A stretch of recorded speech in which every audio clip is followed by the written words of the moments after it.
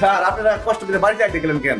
আমার খবর দিতেন, আমি পেঁয়াজ নিয়ে থানায় যেতাম। আপনার আমাদের সাথে থানায় যাইতে হবে। থানা তো অবশ্যই যাবো, কিন্তু কত কিছু পেঁয়াজ নিয়ে যাবো নাকি বস্তা বস্তা নিতে হইবে? আপনার নামে মামলা হয়েছে, আপনার এখন থানায় যাইতে হবে।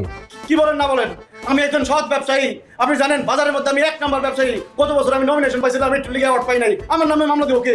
তানিয়া সুলতানা ম্যাডাম। আর কি বলেন না বলেন, সে আমার নামে মামলা করবো কেন? সে আমার খুব ভালোবাসে। আপনার নামে মামলা হয়েছে, এখন 14 শিখের মধ্যে গেলে বুঝবেন কি ভালোবাসে আর বাসেন। আসেন থানায় চলেন। স্যার আমি জীবনে কোনোদিন থানায় যাই নাই। আমি কেন, আমার বাপ দাদার 14 গোষ্ঠী কোনোদিন থানায় যায় নাই। আপনি ডাকেন, আমার বউরে ডাকেন। স্যার,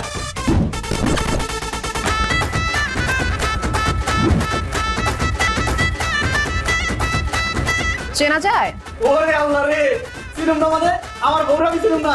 আমার বউ এএসপি আর আপনি আমার মামলার ভয় দেখান। এএসপির জামাই আমি, মানে কি হাফ এএসপি। তুমি বাপের বাড়ি চলে গেছো, আমরা যে তোমার কত মিস করছি সে কথা তুমি যদি জানতে। বলো না কেন?